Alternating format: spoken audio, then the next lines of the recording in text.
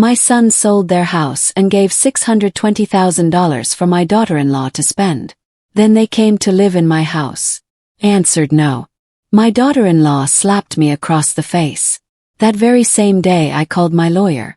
When they received the court papers, I'm happy you're here with me. Before we continue, please subscribe to the Her Revenge Sparks channel and write in the comments what time it is where you are watching from now. We might give you a shout out in our next video. Today's shout out goes to Daniel Richardson from New Bern, North Carolina. Thank you for being part of this great family. Now let me tell you what happened that day. My name is Marlene and I'm 62 years old.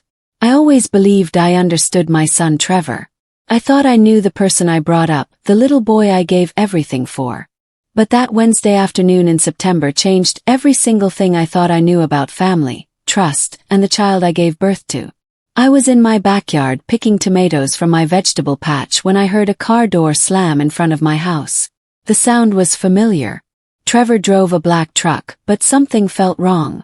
There was a rushed feeling in how the doors banged shut. A strange energy I could feel even though I was behind the house. When I came around to my front yard, I saw my son standing near my steps with his wife Sienna beside him. But this wasn't a normal friendly visit. Sienna had 3 big bags next to her feet, and Trevor was dragging even more boxes from his truck bed.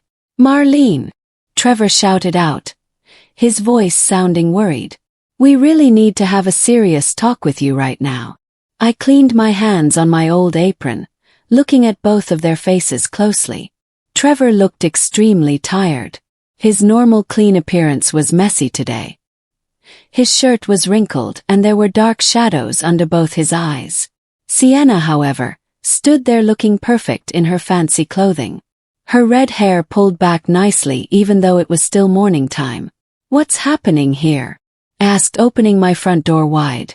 "Is something wrong with you both?" They walked inside behind me, their shoes making loud sounds on my wooden floor. I saw Sienna's quick eyes looking around my front room, studying my furniture and my pictures on the walls, like she was counting things in her mind.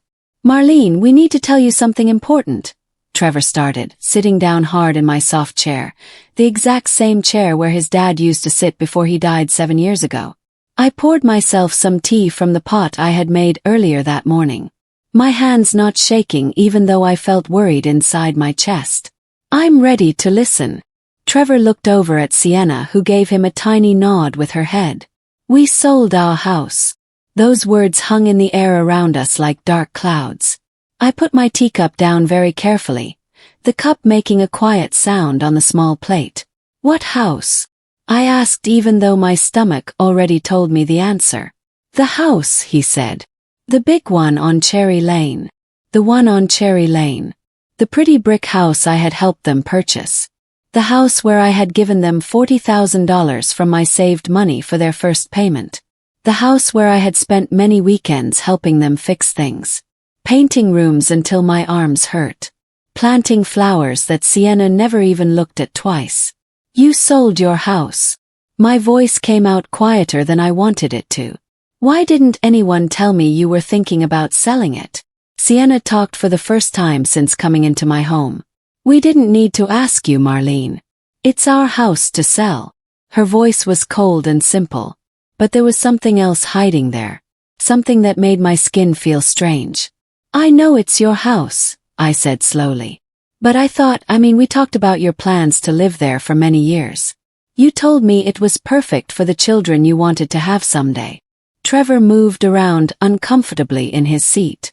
"Plans can change, Marlene. How much money did you get for selling it?" "Yes. $620,000. Sienna answered before Trevor could open his mouth. There was something almost happy in her voice, like she was sharing wonderful news with a friend. I couldn't breathe properly. $620,000. That was more money than I had earned in the last 12 years of working before I stopped working. "That's really wonderful," I said. "So, where are you both moving to now? Did you find a bigger house somewhere? Maybe somewhere with better schools nearby?" The quiet that came next was very loud. Trevor looked down at his hands. Sienna looked at her perfect fingernails. "We, Marlene," Trevor finally spoke. We were really hoping we could live here with you just for a short time while we plan our next steps. I blinked my eyes, sure I had heard wrong words. Live here with me. It would only be for a small while, he said quickly. Maybe a couple months at most. We wouldn't cause any problems for you at all. But what happened to all the money from selling the house? Asked. Another quiet moment. This one felt heavier and more dangerous than before. Well, Sienna said, smoothing down her skirt with her hands. I had some bills I needed to pay. Things I had to take care of right away. What kind of bills? Asked. Personal bills and things, she said. Her voice telling me the conversation should be finished now. But I wasn't ready to stop asking questions. Sienna, you just sold a house for over $600,000. What could possibly cost that much money? I bought some nice rings and necklaces, she said loudly, cutting off my words. And I bought some new clothes for myself. I got my car cleaned really well and fixed the inside seats. I also went on a trip to a fancy spa place in Florida with my best friend Jade. Oh, and I paid off all my credit cards that had money owed on them. I looked at her, waiting for her to keep talking and tell me where the rest of all that money went. When she didn't say anything more, I felt something very cold settle deep inside my chest. How much money did you spend on rings and necklaces? I asked in a quiet voice. Does that really matter at all? Sienna said in an angry snap. It was my money to use however I wanted. Your money. Those words came out of my mouth before I could stop them. Trevor finally looked up at me with eyes that were red around the edges. Marlene, please. We just need somewhere to stay while we figure out what to do next. Figure out what to do, I said again. Trevor, you just had over $500,000 in your hands. How are you not able to figure things out easily? It's very hard to explain, he said in a mumble. I looked back and forth between my son and his wife, really seeing them clearly for maybe the very first time in my life. Trevor, my boy who I had taught to be careful and think before doing things, was sitting in my front room with no house, even though he just had more money than most people will ever see in their whole lives. And Sienna, who had never worked even one single day since marrying my son, was sitting there wearing what looked like brand new clothes that probably cost more than my entire monthly check from the government. Where did all that money really go, Sienna? I asked one more time, my voice much stronger now. She rolled her eyes at me like I was being annoying. I already told you I had bills to pay, Marlene. Bills worth $620,000. It's really not your business to know, Marlene. Something broke inside of me right then. It became my business the exact second you showed up at my front door asking me for a place to sleep. Trevor put both his hands over his face. Marlene, please don't make this situation harder than it already is. I stood up from my chair, forgetting about my tea completely. Trevor, help me understand what happened here. You had a beautiful house, money sitting in the bank, and now you're asking to move into your 62-year-old mother's house because your wife spent everything on rings and spa vacations. It wasn't only rings and spa trips, Sienna said, defending herself. I had real debts that needed to be paid off right away. What kind of debts did you have? Credit card debts from before. How much debt? She stared at me with angry eyes. A lot of money. I felt like I was sinking underwater and couldn't breathe. Trevor, look at me, I said to my son. My son lifted his head and I saw something in his face that made my heart break into pieces. He looked beaten down, embarrassed, but also like he had stopped fighting a long time ago. How much debt did Sienna have? I asked him in a direct way. Marlene, he started. How much, Trevor? He let out a big breath of air. About $95,000. $95,000 in credit card debt. I felt my head spinning around. What did she buy with $95,000 on credit cards? Clothes mostly, he said in a quiet voice. Lots of shoes, expensive purses, trips to other places before we got married. And the rest of the money from selling the house. Where did that go? Trevor looked over at Sienna, who was now looking at her phone like this talk didn't matter to her at all. She wanted to help her brother buy a new food truck, he said quietly. And she bought a brand new car for her mom to drive. And she wanted to put money into her friend Jade's new clothing store business.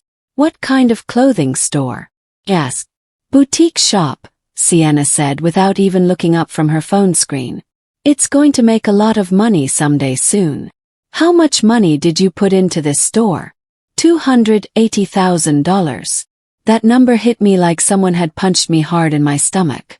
$280,000 put into a friend's clothing store by a woman who had never run any business ever. Never held any job in her life. Never shown any interest in anything except shopping and getting her nails done at fancy salons. So, let me understand this correctly, I said, my voice barely louder than a whisper.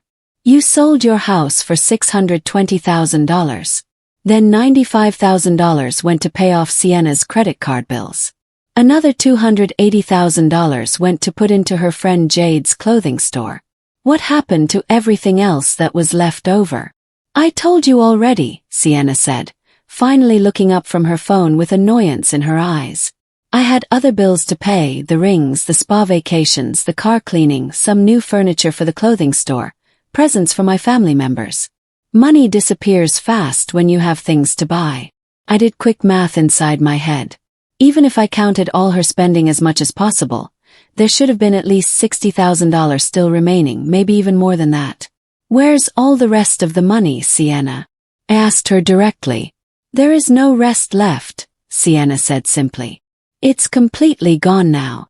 Over $600,000 completely gone in just a few months spent on rings, spa vacations, credit card bills, and putting money into a clothing store that I was absolutely sure would never make any profit ever. I fell back into my chair, feeling every single one of my 62 years pressing down on my bones. This wasn't only about money being gone. This was about the son I had raised up from a baby, the good values I had tried to teach him his whole life, and the woman who had somehow talked him into throwing everything away. So now you both want to live here in my house, I said.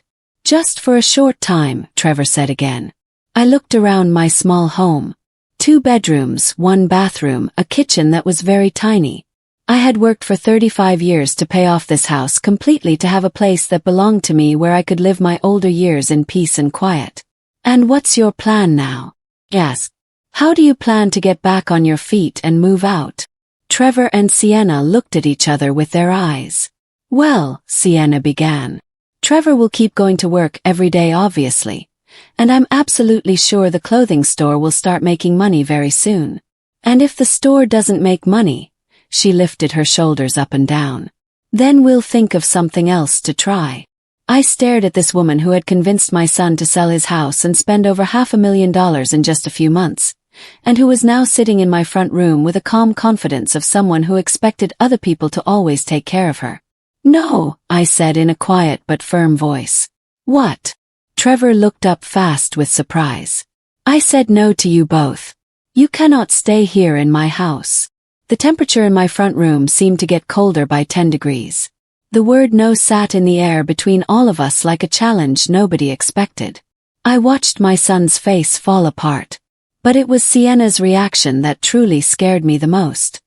Her perfectly calm mask slipped away for just 1 second, showing something cold and mean and calculating underneath it all. Marlene, you can't be serious right now, Trevor said, his voice getting louder. We're family members. Yes, we are family, I replied, my voice more steady than I actually felt inside. Which is exactly why I'm not going to help you continue this terrible disaster you've both created for yourselves. Help us continue what disaster, Marlene? Sienna said in a sharp voice. My husband made a business choice. Not every business investment pays off money right away. Business choice. I couldn't keep the disbelief out of my voice. Spending $600,000 on rings, spa vacations, and your friend's clothing store is absolutely not a business choice, Sienna. It's careless and stupid spending. How dare you judge me about how I choose to spend my own money? She shouted, her calmness finally breaking apart completely. It wasn't your money, I said quietly but firmly. It was the value in a house that my son worked hard for that I helped him buy with my own saved money. Trevor stood up suddenly, walking quickly to my front window and looking outside.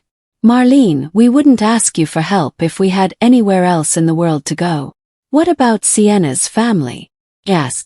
Surely her parents could help you both out. Her parents live in a tiny one-bedroom apartment, Trevor said to the window. And her brother doesn't have any extra room in his place either. The brother whose food truck she spent thousands of dollars buying for him, I thought, but didn't say out loud. Sienna's eyes flashed with pure anger at me. My personal family relationships are absolutely none of your concern or business. I stood up too. My patience finally used up completely. They became my concern the exact moment you showed up at my front door begging me for help.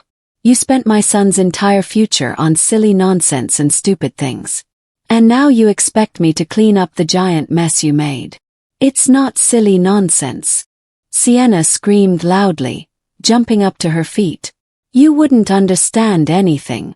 You've lived in this tiny little house your entire life, wearing the same old ugly clothes, driving the same old ugly car. You don't know anything about what it's like to have actual standards and taste. The insult hurt me, but I refused to let it show on my face. No, Sienna, you're right. I don't know what it's like to spend other people's money on expensive luxuries while expecting those same people to give me housing when all the money runs out completely. Trevor turned away from the window, his face red with embarrassment. Marlene, please. I know Sienna made some mistakes here. Some mistakes. I interrupted his words. Trevor, she spent over $600,000 in less than 6 months. This isn't just some small mistake. This is a pattern of terrible behavior. You don't know anything at all about our marriage, Sienna hissed at me like an angry snake. You don't know what it's like being married to someone who never wants to spend money on anything nice ever. I know what it's like to live with only the money I actually have, I replied calmly. I know what it's like to save up my money for things I want instead of expecting other people to pay for everything. Well, aren't you just absolutely perfect, Marlene? Sienna said with her voice dripping with meanness. The perfect mother who raised the perfect son who then married the completely wrong woman. I never said anything like that. You didn't have to say it out loud. It's written all over your face every single time you look at me with those judgmental eyes. The truth was she was partly right about one thing. I had never liked Sienna from the very moment. Trevor brought her home to meet me 4 years ago. But it wasn't because of where she came from or what she looked like. It was because of moments exactly like this one when her mask fell off and showed the selfish, manipulative person hiding underneath. Sienna, I said as carefully as I could. I don't dislike you because of who you are as a person. I dislike the terrible choices you make and how those choices hurt my son. Your son is a grown adult man who makes his own choices, she shot back at me. Really? Yes. Because from where I'm standing right now, it looks like you make all the choices and he just goes along with whatever you say. Trevor finally spoke up, his voice sounding strained and tired. Marlene, that's not fair to say. Isn't it fair? I turned to look at him. Tell me, Trevor, whose idea was it to sell the house in the first place? He stopped and waited before answering. It was. We talked about it together as a couple. Whose idea was it to put $280,000 into a clothing store? He asked next. Another pause from Trevor. Sienna thought it was a really good business opportunity for us. Whose idea was it to spend $95,000 paying off credit card bills that you didn't even know existed until after you got married to her? Trevor's face turned bright red. Marlene, please just stop. Answer my question, Trevor. Who has really been making all the financial choices in your marriage? We make all of them together. He said in a weak voice that told me he didn't even believe his own words. Sienna laughed, a harsh, terrible sound that echoed off my front room walls. Oh, please, Trevor, tell your mother the real truth. Tell her how you begged me to marry you. Tell her how grateful you were that someone like me would even look twice at someone like you. I felt my blood turn ice cold in my veins. Someone like you, I repeated quietly. Yes, Marlene, Sienna said, her voice dripping with poison and venom. Someone beautiful. Someone sophisticated and classy. Someone who could have had absolutely any man she wanted in the whole world. Your son knows he won the lottery when he married me. I looked at Trevor, waiting and hoping for him to defend himself, to show some backbone and strength. Instead, he just stared down at the floor. His shoulders bent over in defeat. And now, Sienna continued talking, when we need help from family, his own mother turns her back on us and slams the door in our faces. What kind of mother does something like that to her own child? The kind who won't sit back and watch her son be destroyed by a manipulative, terrible woman, I said, my voice rising up despite my efforts to stay calm and controlled. That's when Sienna crossed the line that changed everything. You bitter, jealous old woman, she screamed at the top of her lungs. You're just jealous and angry because your son chose me over you. You can't stand the fact that he loves me way more than he loves his sad, pathetic, lonely mother. Sienna, please stop this, Trevor said. But his voice had no real strength in it. No, I will not stop, she yelled. She needs to hear the truth. You're a miserable old lady living in a falling apart house, jealous of everyone who has more things than you do. Well, guess what, Marlene? Your son doesn't need you anymore at all. He has me now, and that's all he needs. I felt something snap and break inside of me.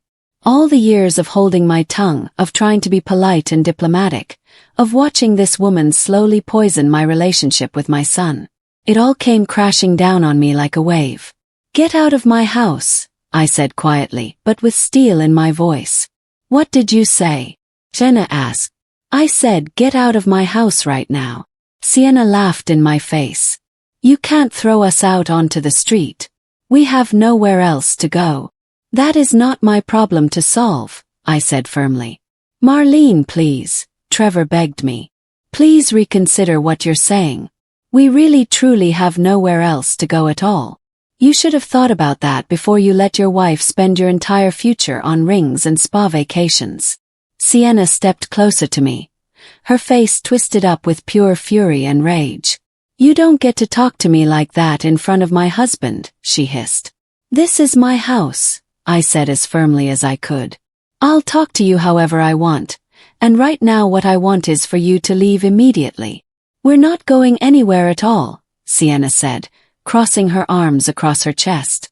Trevor, tell your mother we're staying here whether she likes it or not. I looked at my son, this man I had raised up from a tiny baby to stand up for what was right, to protect the people he loved most. Instead, I saw a broken person who had let his wife walk all over him for so long that he didn't even remember how to fight back anymore. Trevor, I said softly and gently, please ask your wife to leave my home right now. He looked back and forth between both of us, his face showing pain and confusion. Marlene, please just let us stay for a few days while we figure out our next steps. No, I said simply. That's when Sienna completely lost whatever small amount of control she had left. Fine, she screamed so loud I thought my windows might break. You want to be a selfish, heartless witch?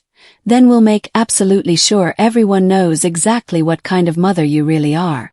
She stormed toward my front door, pulling it open so hard that it banged against my wall. My neighbors, Mr. Patel from across the street and the Fletcher family from the house next door, were outside working in their yards. They all looked up when they heard the loud commotion and noise. You want to know what kind of woman Marlene Bennett really is? Sienna shouted, her voice carrying across the entire quiet street for everyone to hear. She's throwing her own son out onto the street, her own flesh and blood child. I felt my face burn hot with shame and embarrassment as neighbors stopped whatever they were doing to stare at the terrible scene happening on my front porch. Sienna, please, Trevor said, finally showing just a tiny bit of backbone. But it was already too late to stop her. No, she screamed with tears now running down her face. Let every single person know the truth. This woman raised a son who worked his entire life to buy a beautiful home. And when life got a little bit difficult, when we needed some help from family, she slammed the door right in our faces and turned us away. Mr. Patel took a step closer to my house, clearly trying to hear every single word. We asked for temporary help, Sienna continued with tears streaming down her cheeks. Tears that I was absolutely sure were completely fake and calculated. Just a place to stay for a while until we got back on our feet. And this cold, heartless woman said no to her own child, her own son. I stood in my doorway watching this whole performance, feeling more embarrassed and humiliated than I had felt in many, many years. My quiet, peaceful street, where I had lived for 18 years, where my neighbors had always respected me, was now watching this horrible spectacle unfold. "That's enough of this," I said firmly, stepping out onto my porch. "No, it's not nearly enough." Sienna spun around to face me with wild eyes. "You think you're so much better than everyone else around you. But you're just a selfish old woman who can't stand to see other people happy and successful." "Sienna, stop this behavior right now," I said. "Why should I stop?" He yelled back. "Because you're embarrassed." You should feel embarrassed." That's when she did something that changed absolutely everything in my life. Right in front of all my neighbors, in front of God and everyone watching, Sienna Bennett raised her hand up high and slapped me hard across my face. The sound echoed across the quiet street like a gunshot being fired. I stumbled backward, my hand flying up to my cheek, more from complete shock than from actual pain. For a long moment nobody moved at all. Even Sienna seemed surprised by what she had just done to me. Mr. Patel made a loud gasping sound. The Fletcher family's teenage daughter, who had been watering their flowers, dropped the hose on the ground and just stared with her mouth open. I looked directly at my son, waiting and hoping for him to defend me, to show some anger and outrage that his wife had just hit his mother. Instead, Trevor just stood there looking confused and completely overwhelmed by everything. "Did you just hit me?" I asked quietly, my voice steady, even though rage was building up inside my chest like a volcano. "You deserved it for throwing your own family out onto the street like we're common trash," Sienna said, lifting her chin up high with defiance. I looked around at all my neighbors watching this whole thing. Everyone was witnessing this terrible humiliation. Mr. Patel looked absolutely horrified. The Fletcher family was whispering to each other. Even the mail delivery person had stopped her truck in the middle of the street to watch what was happening. "Trevor," I said, my voice barely louder than a whisper, "your wife just hit me in the face in front of the entire neighborhood." He opened his mouth like he was going to speak, then closed it again without saying anything. "And you're going to just stand there and let her do that to your own mother?" "Marlene, he started. "She's very upset right now. She didn't mean to," he tried to explain. "Didn't mean to slap me across the face," I said in disbelief. Sienna stepped between us, blocking my view of my son. "Don't try to make this whole situation about you being a victim, Marlene. You brought this on yourself with your terrible behavior." I stared at this woman who had just embarrassed me in front of all my neighbors, who had convinced my son to throw away his entire financial future, and who was now trying to make me into the villain in her twisted, crazy narrative. "Get off my property right now," I said quietly, but with absolute firmness. "Make me," Sienna said with a mean sneer on her face. I looked at my son one final time, hoping to see some sign that he would stand up to her, that he would choose right over wrong, choose his mother over his terrible wife. Instead, I saw a man who had been so completely manipulated and controlled that he couldn't even defend his own mother from being physically attacked and assaulted. "You have exactly 5 minutes to get your bags and boxes and get off my property," I said clearly. "If you're not gone by then, I'm calling the police to remove you." "You wouldn't dare do that," Sienna said. But I could see uncertainty starting to creep into her eyes now. I pulled my cell phone out of my pocket and dialed 911 right in front of her. As the phone rang in my ear, I watched Sienna's face change from defiance to panic in just seconds. She grabbed Trevor's arm hard. "Tell your mother to hang up that phone right this second," she hissed at him. But I was already talking to the emergency dispatcher, giving my home address, explaining that I needed an officer to come help me remove trespassers from my property who had become violent and hit me. When I hung up the phone, Sienna was staring at me like she couldn't believe what had just happened. "You actually called the police on your own son?"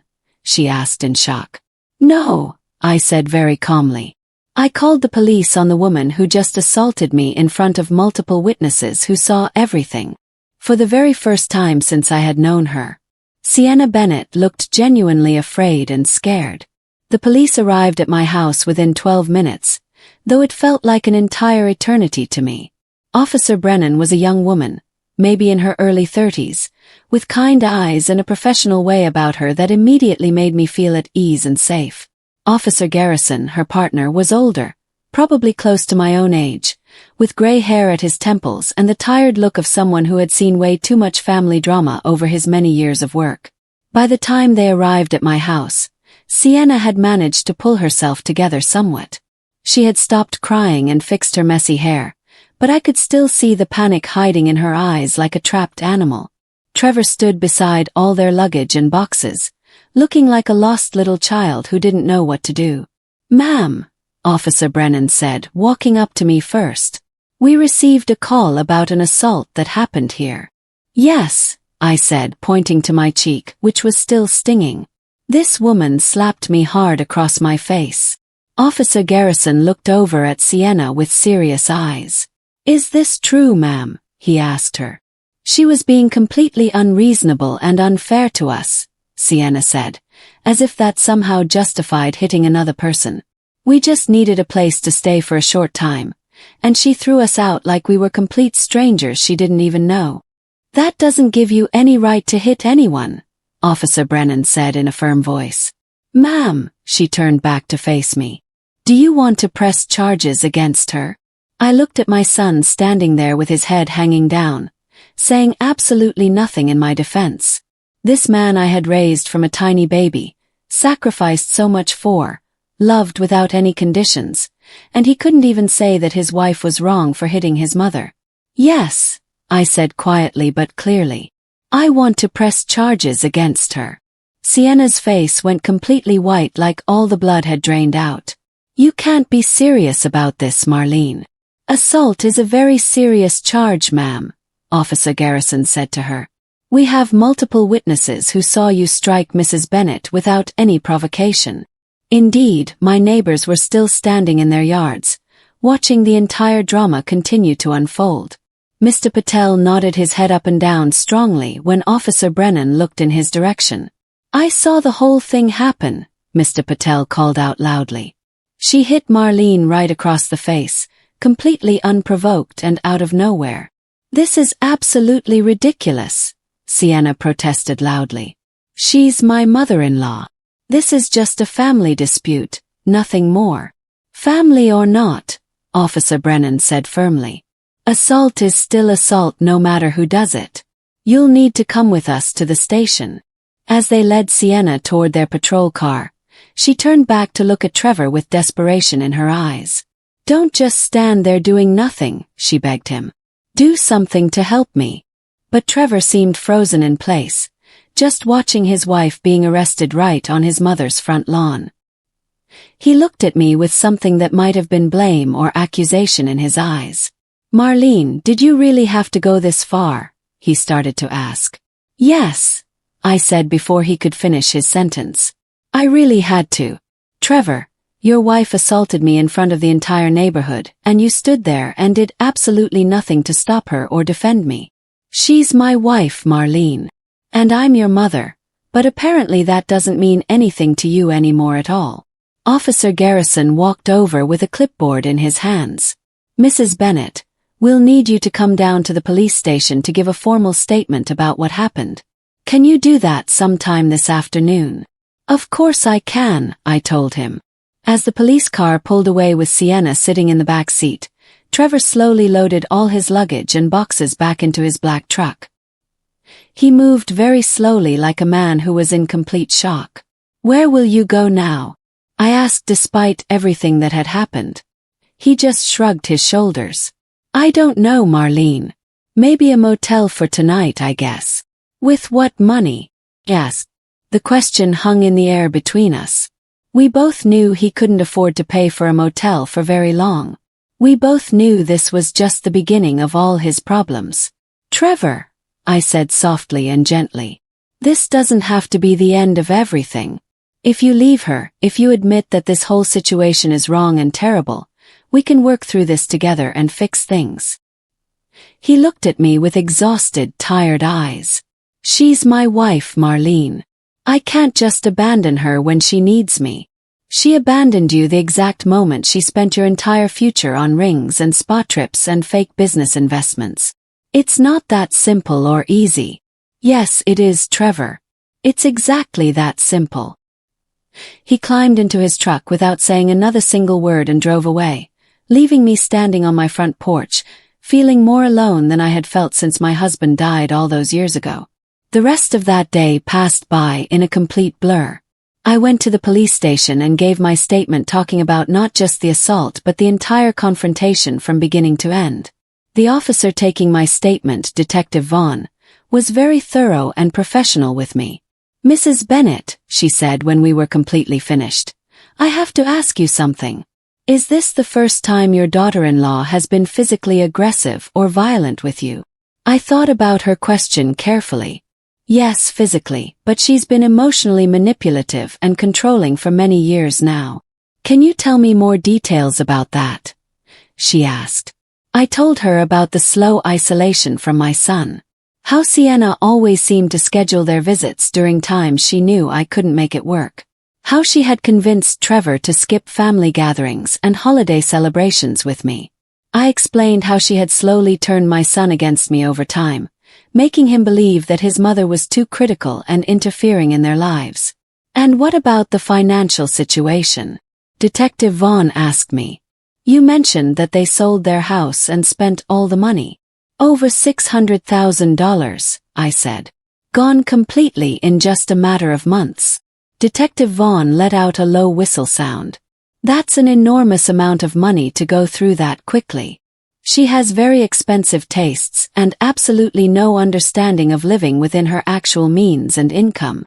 And your son just went along with all of this spending?" she asked. I let out a big sigh. My son has been completely manipulated by this woman. He can't see what she's doing to him, to his future, to our entire family. That evening, I sat alone in my house at my kitchen table with a cup of hot tea, really thinking deeply about my situation for the first time. Pressing charges against Sienna was just the beginning of this battle. She would come back eventually. They would both come back, and next time they might not be so direct and obvious about what they wanted from me. I thought about the house on Cherry Lane, the one I had helped them purchase with my own money. $40,000 from my retirement savings. Money I had worked for decades and decades to save up little by little. Money that had basically been flushed away down the drain along with the rest of their house value. But then I remembered something important. When they had bought that house, there had been lots of paperwork, so much paperwork to sign. And because I had given them such a large amount of money for the down payment, the real estate lawyer had insisted on certain legal protections for me. I walked to my file cabinet and pulled out the folder labeled Trevor House Purchase Documents. Inside were copies of all the papers from the sale, including something I had almost completely forgotten about, a promissory note. The lawyer had really insisted on it when I had given them the $40,000. "Mrs. Bennett," he had said at that time, "I very strongly recommend that this be set up as a loan rather than a gift. It protects your interests and makes sure that your son understands the seriousness of accepting such a large amount of money." At the time I had argued against it. I didn't want to make it a loan. I just wanted to help my son buy his first house. But Trevor himself had insisted on making it official. "Marlene, I want to pay you back every penny. This should be done officially and legally." The promissory note was very clear and simple. $40,000 to be repaid at 4% interest every year with payments starting 1 year after the purchase date.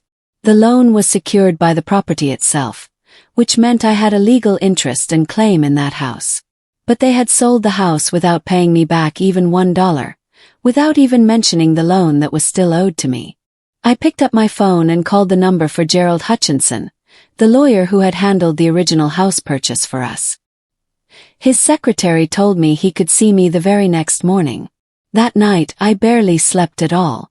I kept thinking about Trevor as a little boy, how he used to crawl into my bed during thunderstorms because he was scared, how proud he had been when he graduated from college, how he had cried at his father's funeral and promised he would always take care of me no matter what. Where had that little boy gone? How had he become this man who stood silent and still while his wife hit his mother in the face? The next morning, I dressed very carefully in my best suit and drove to Gerald Hutchinson's office downtown. He was a distinguished-looking man in his late 60s with silver hair and the kind of presence that made you trust him immediately. "Mrs. Bennet," he said, shaking my hand warmly. "I was very sorry to hear about your troubles with your son and daughter-in-law. Please sit down and tell me everything that has happened." I explained the entire situation from start to finish. The house sale, the wasted money, the assault, the arrest. Gerald listened without interrupting me even once, occasionally making notes on a yellow legal pad in front of him. When I finished talking, he leaned back in his chair and looked at me carefully. "Marlene," he said, "do you understand that you have significant legal options here that you can pursue?" "What do you mean exactly?" I asked. "The promissory note securing your $40,000 loan was recorded as a lien against that property. When your son sold the house without paying back that debt to you, he violated the terms of the note. You have grounds for both breach of contract and something called conversion of property." I felt a flutter of something in my chest. Not quite hope, but something much stronger than just resignation. What does that mean in practical terms for me? It means you can sue for the full amount of the loan plus all the interest that has built up plus damages.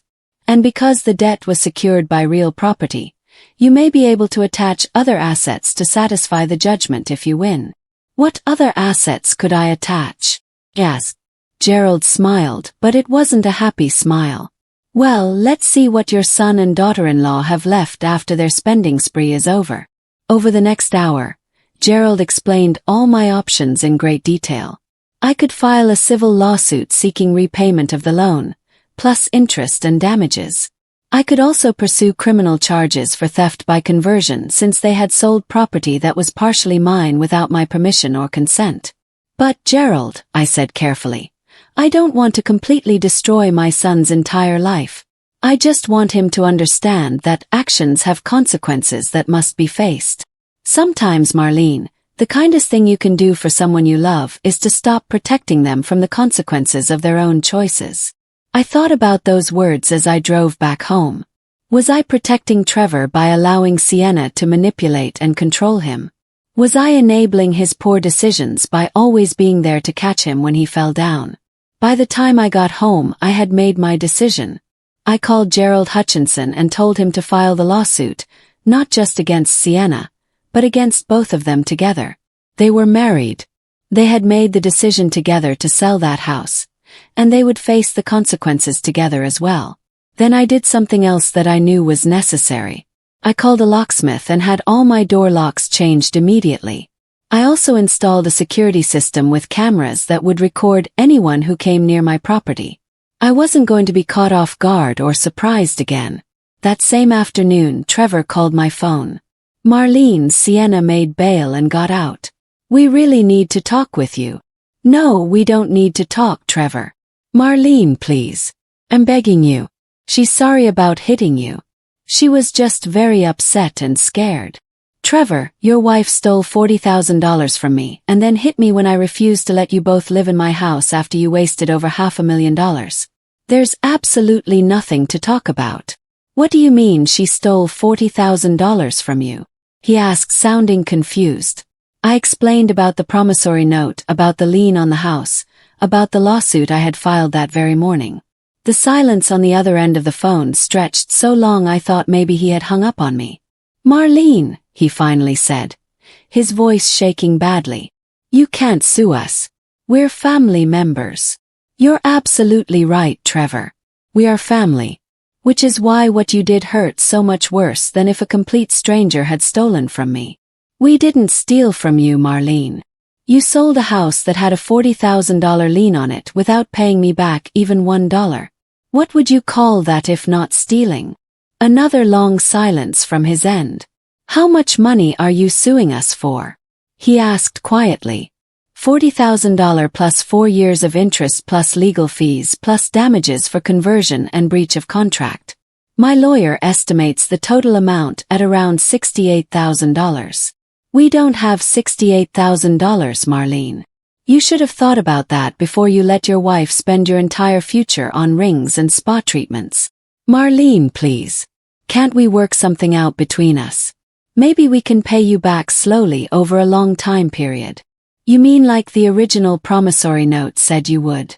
The one you completely ignored for 4 years before selling the house. I could hear him breathing heavily on the other end of the phone line. Where are you both staying right now? Asked him. A motel, he said. The cheapest one we could find in town. How long can you afford to stay there? Maybe 1 week, possibly 2 weeks if we're very, very careful with money. And then what will you do? I don't know, Marlene. I honestly don't know what we'll do. For just a moment I almost gave in and weakened. This was my son, my baby boy, and he sounded so lost and scared and hopeless. But then I remembered Sienna's hand striking my face hard, and my determination strengthened like steel. Trevor, I love you, I said firmly. I've always loved you and I always will love you. But I will not be manipulated, stolen from, or physically assaulted by anyone. If you want any kind of relationship with me going forward, you need to take responsibility for your choices and face the consequences that come with them. What does that mean, Marlene? It means you need to decide what's more important to you right now. Your relationship with your wife or your relationship with your mother, because right now you absolutely cannot have both of them. I hung up the phone before he could respond, my hands shaking as I set it down on the table. Outside my window, the sun was setting over my quiet neighborhood. Mr. Patel was watering his garden flowers, and the Fletcher boy was riding his bicycle in circles in their driveway. Everything looked normal and peaceful, but I knew that nothing would ever be normal again for me. Tomorrow, Trevor and Sienna would receive the legal papers. They would realize that their actions had real serious consequences, and I would find out once and for all whether the son I had raised still existed somewhere inside the man Sienna had created and molded. For days after I filed the lawsuit, Gerald Hutchinson called me with news that made my blood run ice cold in my veins. Marlene, I need you to sit down right now, he said in a serious voice. My investigator has been looking into your daughter-in-law's background and history, and we've discovered some things you absolutely need to know about. I was already sitting at my kitchen table, but I gripped the phone much tighter. What kind of things did you find out?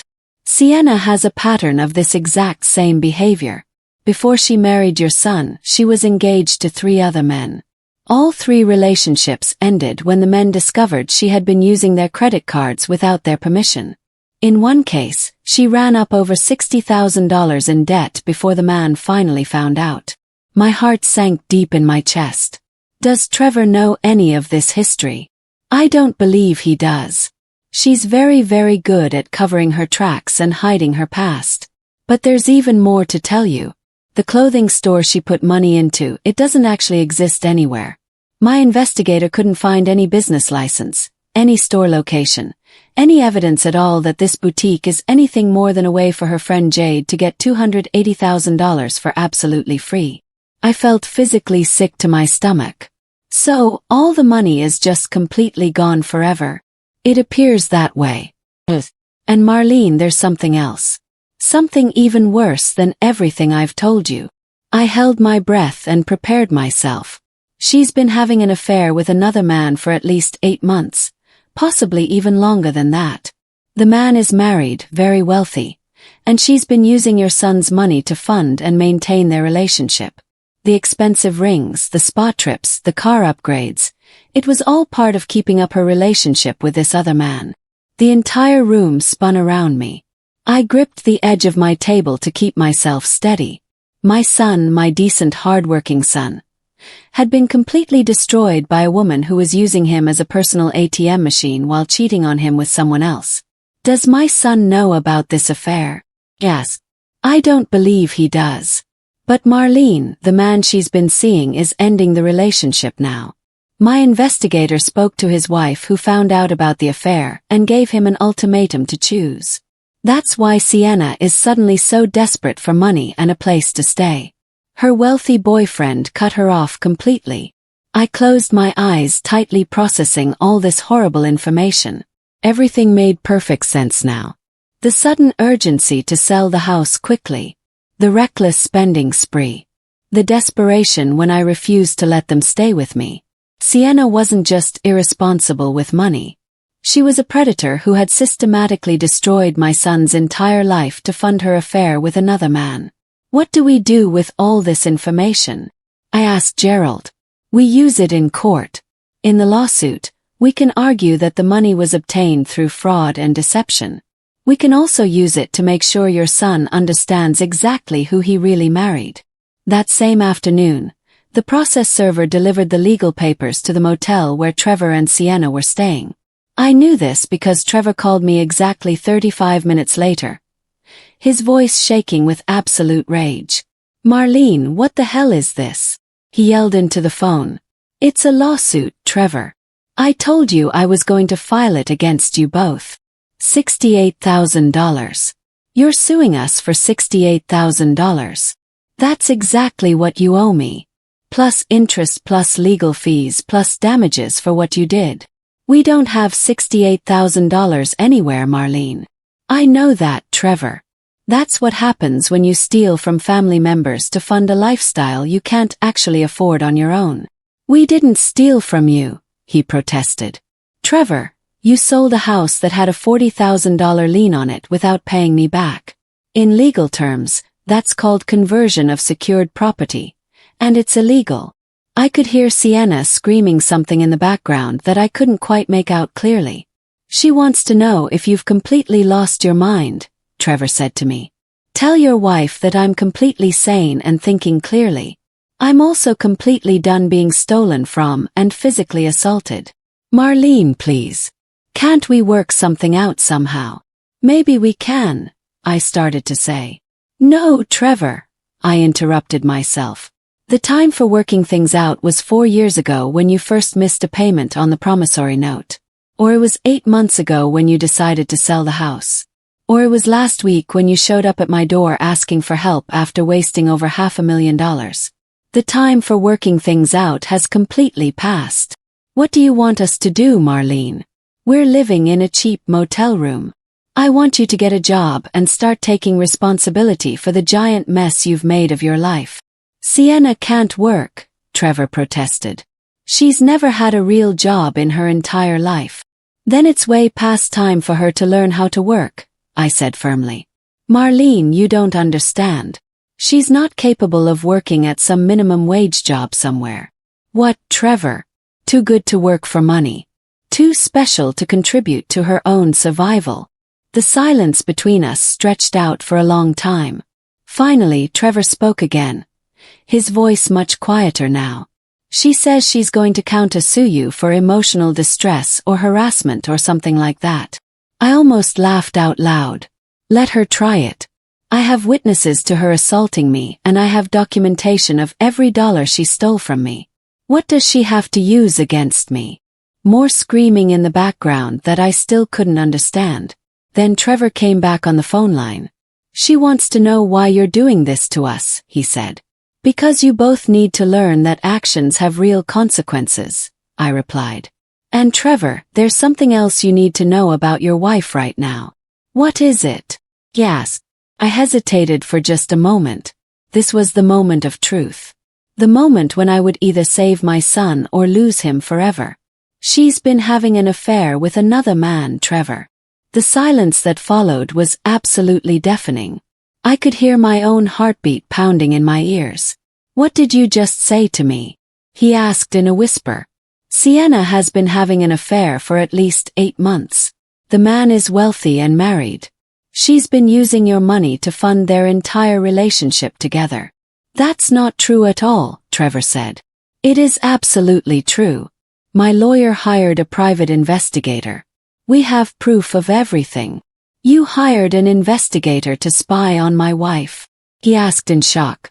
"I hired an investigator to find out where $600,000 went to. The affair was just what we discovered during the process." More silence. Then in the background I heard Sienna's voice clearly for the first time. "What is she saying, Trevor? What lies is that woman telling you about me? She says you're having an affair, Trevor said, his voice sounding hollow and empty. The explosion that followed was loud enough that I could hear it clearly through the phone. Sienna screamed denials, accusations, threats at the top of her lungs. She called me every terrible name in the book, and several I had never even heard before in my life. Trevor, I said quietly into the phone. Ask her about Preston Caldwell. The screaming stopped suddenly and completely. Who is Preston Caldwell? Trevor asked his wife. Ask Sienna, I said simply. I heard muffled conversation happening. Then Trevor came back on the line. She says she doesn't know anyone by that name at all. He's 48 years old, owns a chain of car dealerships, drives a silver Porsche. He's been paying for her rings and spa trips for many months. His wife found out about the affair 2 weeks ago and made him end it immediately. The phone went completely quiet again. This time the silence stretched for almost 2 full minutes. Trevor, are you still there? Yes. How do you know all of this information, Marlene? Because I hired professionals to find out where your money went. And what we discovered is that your wife has been systematically destroying your life to fund an affair with a married man who just dumped her. She's saying it's not true, Trevor said weakly. Of course she's saying that. What did you expect her to say? She's crying now, Marlene. She's manipulating you again, Trevor. Just like she always does. Marlene, I can't. I need time to think about all of this. Think about this, Trevor. Think about how she convinced you to sell your house without even discussing it with me first, even though I had a legal interest in the property. Think about how she spent $600,000 in just a few months while you were at work every day trusting her to make good decisions. Think about how she slapped your mother in front of the entire neighborhood and then expected you to defend her actions. I'm hanging up now, Trevor. Wait, Marlene, please, he started to say, but the line went dead and silent. I sat in my kitchen staring at my phone, wondering if I had just saved my son or lost him forever. Either way, I had told him the complete truth. What he chose to do with that information was entirely up to him. The next morning, Gerald Hutchinson called me again. Marlene, I have a date for you. Your son called my office early this morning. He wants to meet with us. Meet about what exactly? Yes. He didn't say specifically, but he sounded different somehow. Changed, maybe defeated. It's hard to tell over the phone. We arranged to meet at Gerald's office that same afternoon. I arrived early, feeling very nervous about seeing Trevor again. When he walked in, I barely recognized him at first. He had always been thin, but now he looked absolutely gaunt. His clothes hung loosely on his thin frame, and there were dark circles under his eyes that made him look 15 years older than he actually was. Hello, Marlene, he said quietly, taking the chair across from me. Hello, Trevor. Gerald sat behind his desk with a legal pad ready. Trevor, you said you wanted to discuss the lawsuit. I want to know exactly what my wife has done, Trevor said clearly. I want to see all the evidence you have. For the next hour, Gerald laid out absolutely everything his investigator had discovered. The affair with Preston Caldwell documented through hotel receipts and credit card statements. The fake clothing store investment that was nothing more than a way to steal money. The pattern of financial deception with previous boyfriends. The mounting credit card debt that Trevor hadn't known about. With each new revelation, I watched my son shrink further down into his chair. By the time Gerald finished, Trevor was staring at his hands with silent tears streaming down his face. Where is Sienna now? Asked gently. At the motel. She doesn't know I'm here talking to you. What are you going to do, Trevor? Trevor looked up at me with red, swollen eyes. I don't know, Marlene, he said honestly. I truly don't know. My whole life, everything I thought I knew about my marriage, about my wife, it's all been nothing but lies. I'm so sorry, sweetheart, I said with true sympathy. She's been stealing from me for years, Marlene. Not just spending money carelessly, but actively deceiving me, lying straight to my face, cheating on me with another man. And when you tried to warn me about her, I chose her over you. You were manipulated by someone who's very, very good at manipulation, Trevor. It's not your fault. Isn't it my fault though? Yes. I'm 37 years old, Marlene. I should have seen all the signs. I should have questioned why she never wanted to work, why she always needed more and more money, why she was so eager to sell our house so quickly. Gerald cleared his throat. Trevor, the question now is what you want to do about the lawsuit. Your mother is entitled to the money you owe her, but we could potentially work out some kind of payment plan if you need more time. No, Trevor interrupted him. She deserves to be paid back immediately. All of it right now. Son, you just told us you don't have the money to pay it back. I'll get the money somehow. I'll take out a personal loan, work extra hours at my job, sell whatever I need to sell. Marlene, you've been trying to protect me my whole life, and I repaid you by letting my wife steal from you and hit you in the face. He wiped his eyes with the back of his hand. I won't fight the lawsuit at all. You deserve every single penny back. I felt my own eyes filling up with tears. Trevor, I said softly. I want you to know that I'm filing for divorce today, he said firmly. I can't stay married to someone who's been lying to me about absolutely everything in our lives. The relief I felt was overwhelming and washed over me like a wave. What about Sienna? Yes. What will she do now? Trevor's face became hard like stone. That's not my problem anymore, Marlene. She's an adult who made her own choices. Let her figure out how to live with the consequences of those choices.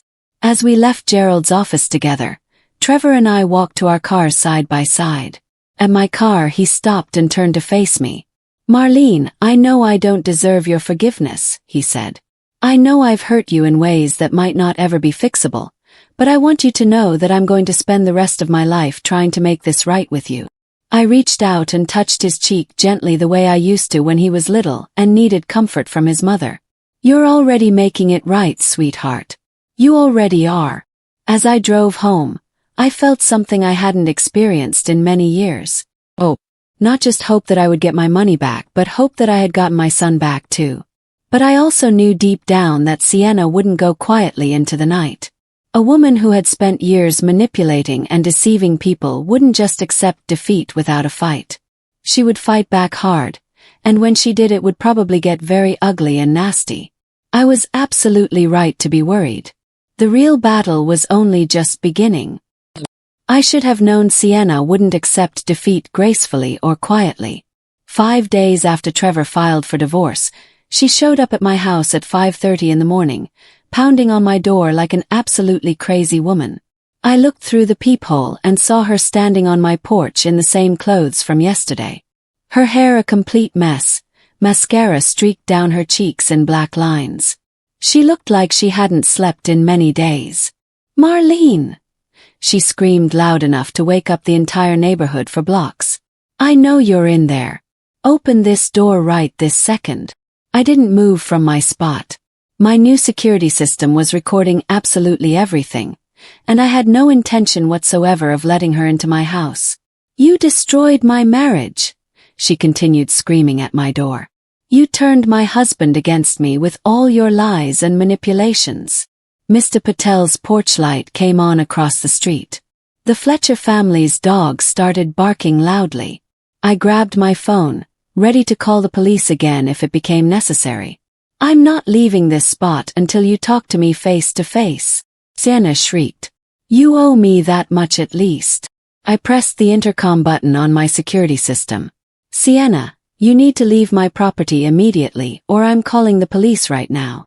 Good, he yelled back. Call them. Let them hear how you destroyed an innocent woman's entire life. Innocent.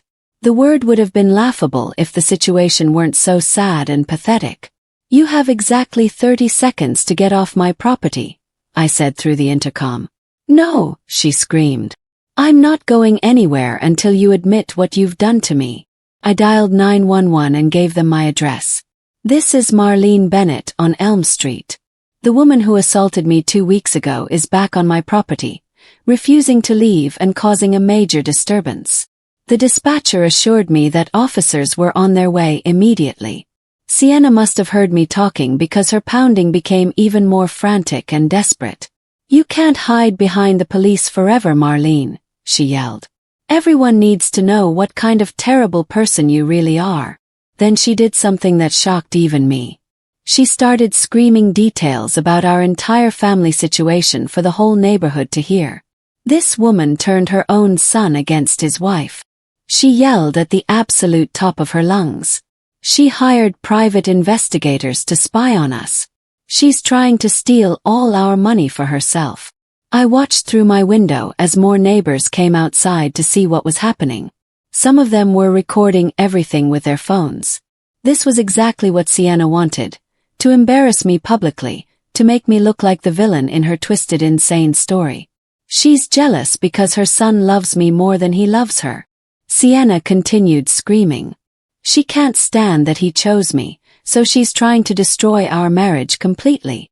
The police arrived just as Sienna was starting to share details about our financial situation for the entertainment of anyone within hearing distance. Officer Brennan was back along with a different male officer I didn't recognize. "Ma'am," Officer Brennan said very firmly, "you need to calm down immediately and step away from the door." "I'm not doing anything wrong," Sienna protested loudly. "I'm just trying to talk to my mother-in-law."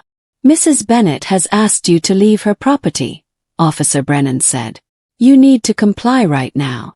She's destroying my entire family." Sienna screamed. "She hired investigators to spy on me and my husband." The new officer, whose name tag said Mercer, stepped forward closer. "Ma'am, what Mrs. Bennett does with her own money is not your concern at all. This is her property and she has the legal right to ask you to leave immediately." "But she's lying about me," Sienna protested. "She's telling people I'm having an affair when it's not true." Officer Brennan looked at her notepad. "Ma'am, are you Sienna Bennett, the woman who was arrested here 2 weeks ago for assault?" "It wasn't assault at all," Sienna said. "It was barely even a tap on her face." "You slapped Mrs. Bennett in the face in front of multiple witnesses," Officer Brennan said. "That's assault, no matter how you try to describe it." I watched from my window as Sienna's composure completely fell apart. She dropped to her knees on my porch, sobbing dramatically. "Please," she begged, looking directly at my front door. "Please, Marlene, I have nowhere to go at all. Trevor kicked me out of the motel room. He's filing for divorce. I don't have any money left. Please don't do this to me." For just one moment, I felt a tiny bit of sympathy for her.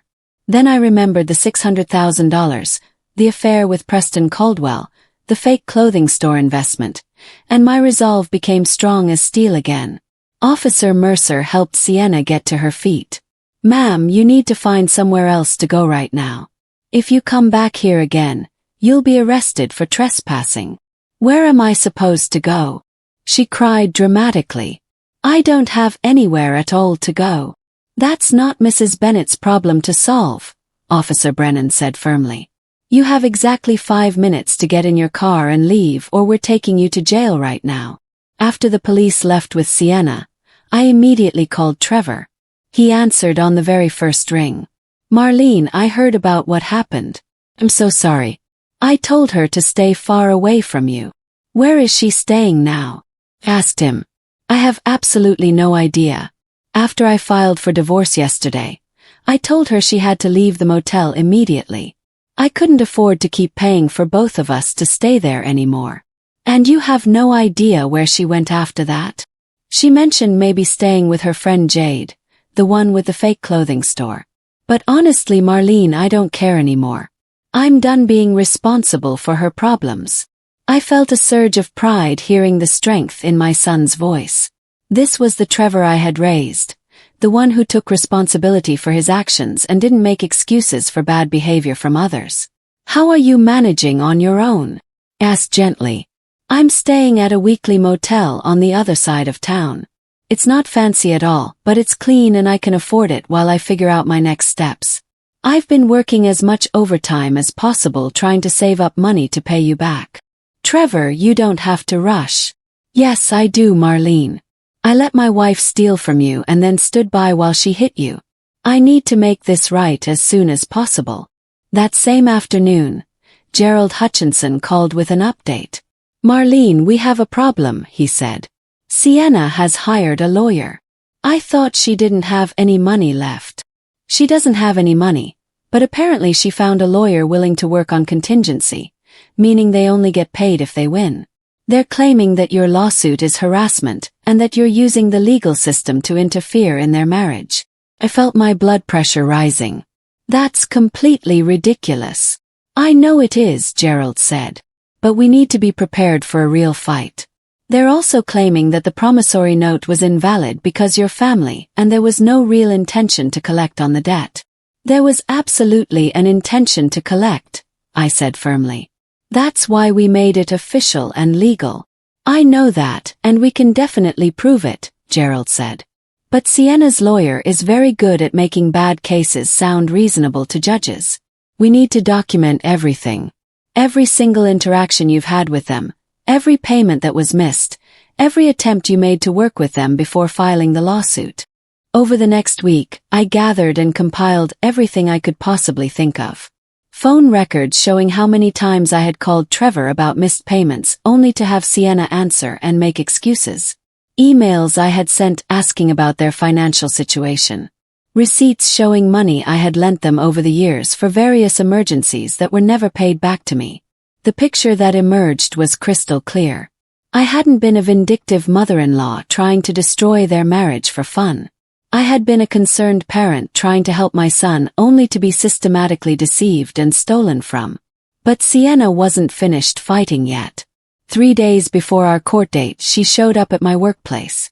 I worked as a part-time bookkeeper for a small accounting firm, a job I had taken after retirement to stay busy and add to my Social Security income. I was at my desk working on monthly reports when the receptionist called back to tell me I had a visitor waiting. She says she's your daughter-in-law, Nora said over the phone. Should I send her back to your desk? My heart sank immediately. No, tell her I'm very busy and can't see visitors during work hours. A few minutes later, Nora called again. She's not leaving at all. She says she'll wait all day if she has to. She's making other clients feel very uncomfortable. I sighed deeply and walked to the front office. Sienna was sitting in the waiting area dressed in her most expensive outfit, looking like she was ready for an important business meeting rather than whatever confrontation she had planned. Sienna, you need to leave immediately. This is my workplace. I just want to talk for 5 minutes, she said loudly enough for everyone in the office to hear clearly. 5 minutes is all I'm asking for. I could see my coworkers watching from their desks, curious about the drama unfolding in our usually very quiet office. We have absolutely nothing to discuss, I said firmly. Please, Marlene, Sienna said. I know I made mistakes. I know I hurt you and Trevor, but I'm trying to make it right now. The sincerity in her voice was so convincing that for one moment I almost believed her words. Then I remembered that this was the same woman who had looked me straight in the eye and lied about affairs, spending money, and dozens of other things. What do you want, Sienna? Asked directly. I want to settle the lawsuit, she said. I want to make things right between us. Fine, I said. Pay me the $68,000 you owe me, and I'll drop the lawsuit immediately. You know I don't have that kind of money anywhere, she said. Then we have absolutely nothing to discuss, I replied. She stood up, moving closer to me. Marlene, please, she said. I made mistakes, but I don't deserve to have my entire life destroyed over them. You destroyed your own life when you decided to steal from family and cheat on your husband, I said firmly. The mask slipped for just 1 second, and I saw the real Sienna underneath.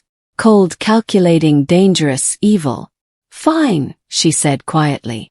If that's how you want to play this game, then that's exactly how we'll play it.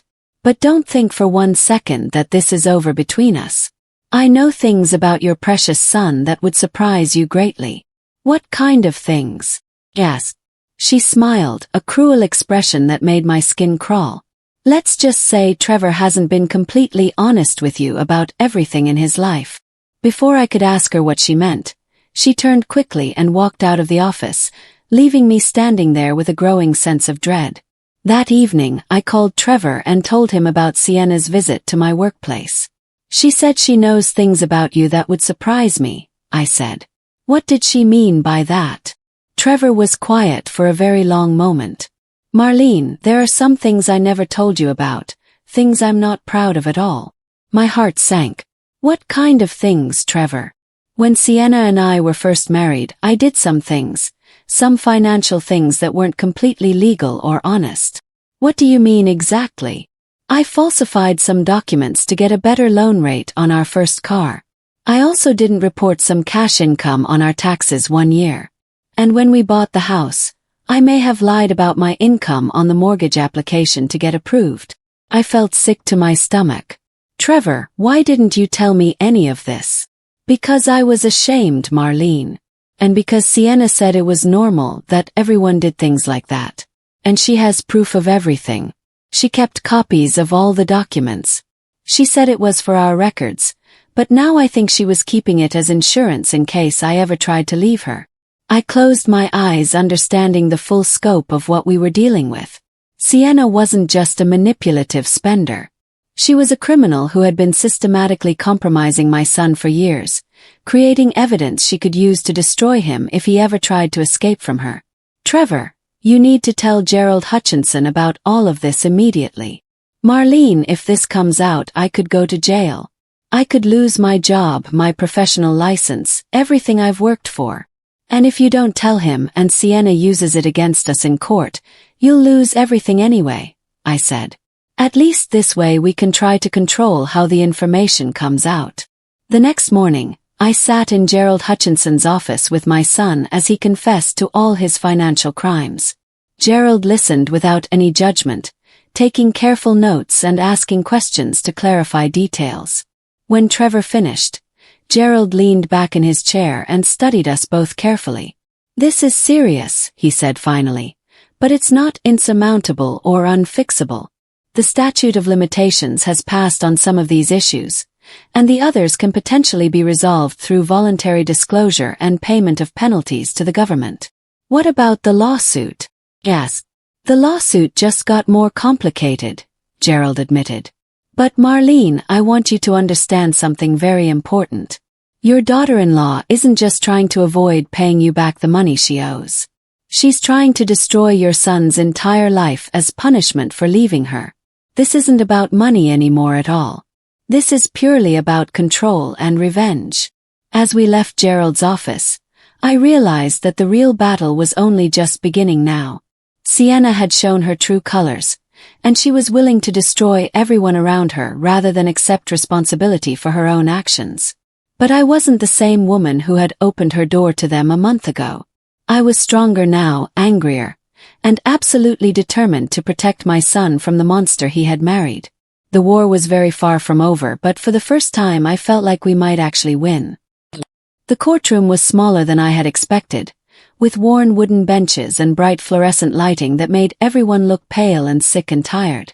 I sat behind Gerald Hutchinson's table with my hands folded in my lap, watching as Sienna entered with her lawyer, a sharp-dressed woman in her 40s who looked like she charged hundreds of dollars per minute. Sienna had clearly spent money she didn't have on her appearance for court. Her hair was freshly styled perfectly. Her makeup was flawless, and she wore a conservative navy blue dress that probably cost more than I made in 2 weeks. She was playing the role of the wronged daughter-in-law perfectly, the victim of a vindictive mother-in-law's harassment. Trevor sat beside me looking nervous but determined. Over the past week, he had worked with Gerald to voluntarily disclose his financial irregularities to the appropriate authorities. It would mean paying penalties and potentially losing his current job, but it also meant Sienna couldn't use the information to completely destroy him. All rise, the bailiff announced as Judge Constance Whitmore entered the courtroom. She was a woman in her 60s with silver hair, and the kind of stern expression that suggested she had heard every sob story in the book during her career. Sienna's lawyer, attorney Lydia Frost, went first. She painted a picture of a young woman trapped in an impossible situation, victimized by a mother-in-law who had never accepted her and was now using the legal system to interfere in their marriage. Your Honor, Attorney Frost said in a voice dripping with sympathy, my client made some poor financial decisions, as many young people do, but Mrs. Bennett's response has been completely disproportionate and vindictive. She hired private investigators to spy on my client, encouraged her son to file for divorce, and is now trying to extract money from a woman who has absolutely no means to pay. She made Sienna sound like an innocent victim who had maybe spent a little too much money on clothes, rather than a woman who had systematically stolen over $600,000 while conducting an affair with another man. When it was Gerald's turn, he methodically laid out all the facts. The $40,000 loan documented in a legally binding promissory note. The 4 years of missed payments despite repeated attempts to collect. The sale of the house without satisfying the lien. The assault that had been witnessed by multiple neighbors. Your Honor, Gerald said calmly, this is not a case of a vindictive mother-in-law harassing her daughter-in-law for fun. This is a case of a woman who has been systematically defrauded by someone who viewed her as an easy mark to steal from. Then he did something I wasn't expecting at all. He called Preston Caldwell as a witness to testify. I turned to see a middle-aged man in an expensive suit entering the courtroom. His face grim and serious. He looked like he would rather be absolutely anywhere else in the world. Under oath, Preston confirmed the affair. He testified that Sienna had told him she was getting divorced, that she had money from her wealthy family, and that she needed help maintaining her lifestyle during the separation. He had paid for jewelry, vacations, and expensive dinners, believing she was a wealthy woman going through a difficult divorce from an abusive husband. She told me her husband was abusive and that his mother was trying to steal her inheritance money, Preston testified, not looking at Sienna at all. She said she needed money to fight them in court. Sienna's face had gone completely white. Her lawyer was frantically scribbling notes, clearly not having expected this testimony at all. Did you know that Mrs. Sienna Bennett was using money from the sale of her marital home to fund your relationship? Gerald asked. No, I did not know that, Preston said firmly. If I had known, I never would have participated in any of it. And when did this relationship end? Gerald continued. Last month, Preston said. My wife discovered the affair and threatened to leave me and take our children if I didn't end it immediately. When Gerald finished with Preston, Attorney Frost tried desperately to minimize the damage. She argued that the affair was irrelevant to the financial dispute, that whatever mistakes Sienna had made in her personal life didn't negate the fact that the lawsuit was excessive and vindictive. But Judge Whitmore looked completely unimpressed by her arguments. When Attorney Frost sat down, the judge leaned forward and studied the paperwork in front of her carefully. Mrs. Sienna Bennett, she said, addressing Sienna directly.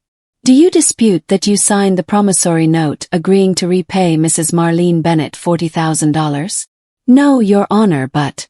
Sienna started. Do you dispute that you failed to make any payments on this note for 4 years? The circumstances were very... Sienna tried again. Do you dispute that you and your husband sold the house that secured this loan without paying off the debt? Sienna's lawyer stood up quickly. Your Honor, my client was not personally responsible for. Sit down, counselor, Judge Whitmore said firmly. I'm asking your client direct questions, and I expect direct answers. Sienna looked like she was about to cry. Your Honor, I didn't understand the legal implications of what we were doing. Mrs. Bennett, you're 34 years old. Are you claiming you didn't understand that borrowing money meant you had to pay it back? It wasn't supposed to be a real loan, Your Honor. It was family money. Judge Whitmore's expression grew even more stern. Mrs. Bennett, do you see your signature on this promissory note? Yes, but, she started. Did anyone force you to sign it? No, but. Then it's a real loan regardless of your family relationship, the judge said firmly. The judge then turned her attention to the assault charge. She had Mr. Patel testify about what he had witnessed, and the police officers who had responded to the call both testified.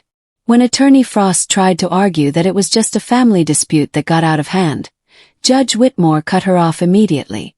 Counselor, assault is assault. The relationship between the parties is completely irrelevant to that fact. Finally, Gerald presented evidence of Sienna's spending patterns: the jewelry purchases, the spa treatments, the fake clothing store investment. He showed how over $600,000 had been spent in less than 8 months with absolutely no assets to show for it anywhere. "Your Honor," Gerald said, "this isn't a case of poor financial management. This is a case of systematic fraud and deception." Mrs. Sienna Bennett used her husband's money to fund an extramarital affair while deliberately avoiding her legal obligations to my client. When both sides had presented their complete cases, Judge Whitmore called a brief recess. I went to the bathroom and splashed cold water on my face, trying to process everything I had heard. The full scope of Sienna's deception was even worse than I had imagined possible. When court resumed, Judge Whitmore had clearly made her final decision. "Mrs. Sienna Bennett," she began, "I have rarely seen such a clear-cut case of financial fraud and manipulation in all my years on the bench. You borrowed $40,000 from your husband's mother, agreed to specific repayment terms, then spent 4 years avoiding your obligations while spending over $600,000 on personal luxuries and an extramarital affair." Sienna started crying loudly, but Judge Whitmore wasn't finished yet. "When confronted about your behavior, you physically assaulted the woman you had stolen from and then attempted to manipulate the legal system to avoid the consequences of your actions." She turned to her paperwork. "I am ruling in favor of the plaintiff. Mrs. Sienna Bennett, you are ordered to pay Mrs. Marlene Bennett the full amount of $68,000 within 30 days. If you fail to comply, I will authorize wage garnishment and asset seizure." Sienna's sobbing grew even louder. "Furthermore," Judge Whitmore continued, "I am forwarding this case to the district attorney's office for potential criminal fraud charges. The systematic deception and theft demonstrated in this case goes far beyond a civil matter." Attorney Frost stood up quickly. "Your Honor, my client has no assets with which to pay this judgment." "Then your client should have thought about that before spending over $600,000 on jewelry and spa treatments," Judge Whitmore said. "This court will not reward financial fraud with sympathy."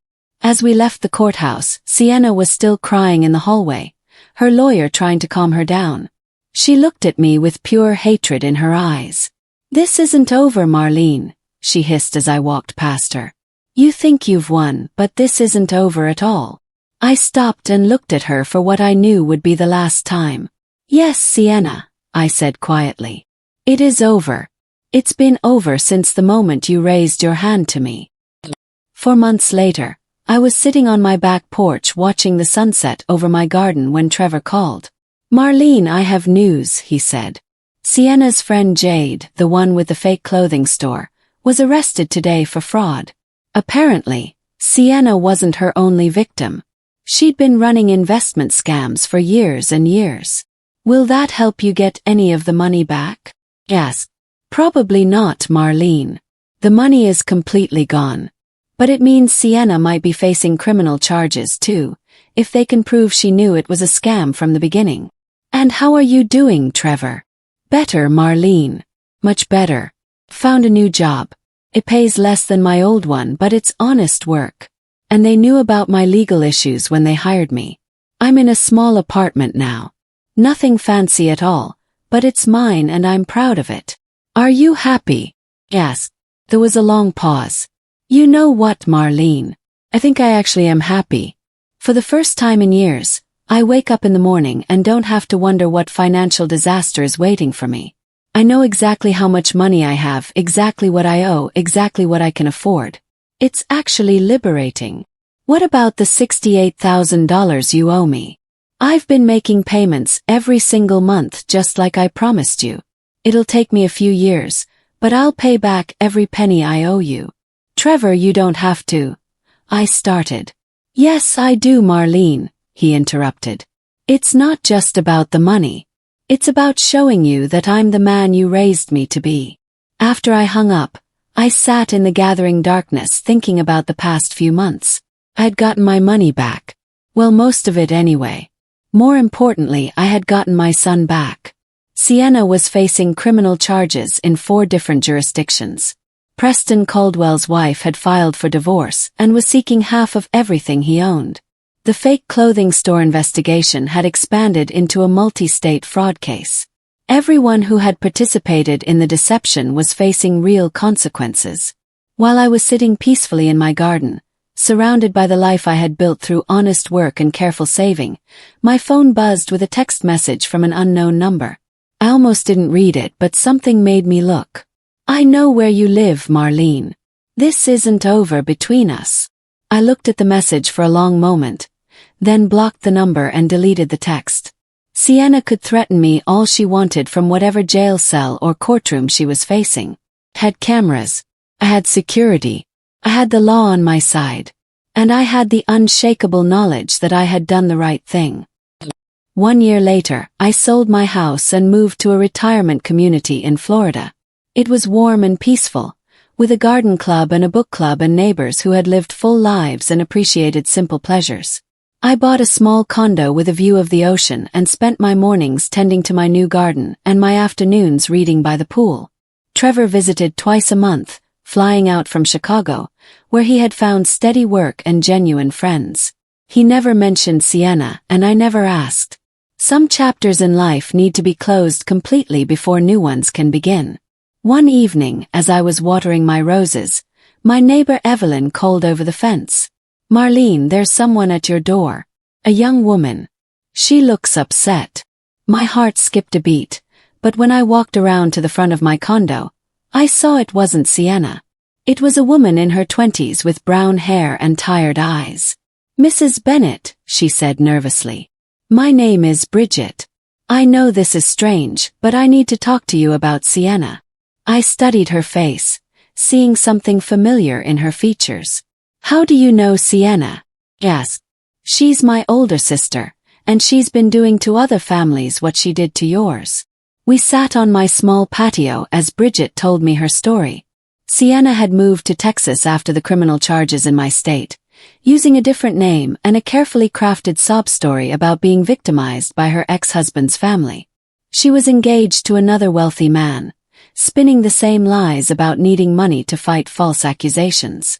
"I've been trying to warn people," Bridget said with tears in her eyes. "But she's very convincing. She makes everyone believe she's the victim." "What do you want from me?" I asked gently.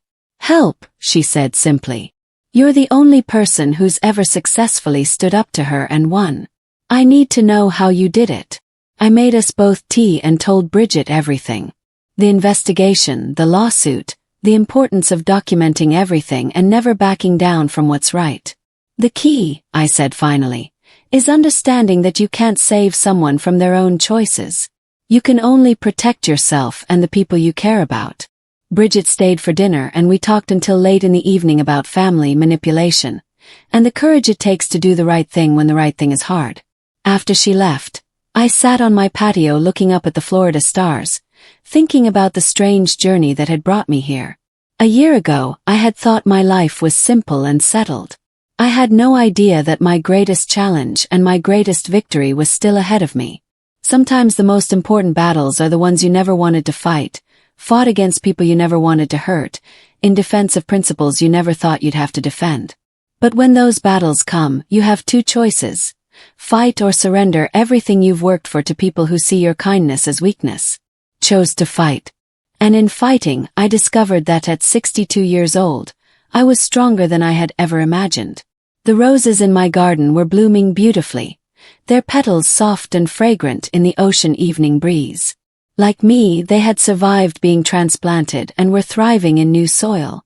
Some things, I realized, grow stronger when they're forced to put down new roots. Now, I'm curious about you who listened to my story. What would you do if you were in my place?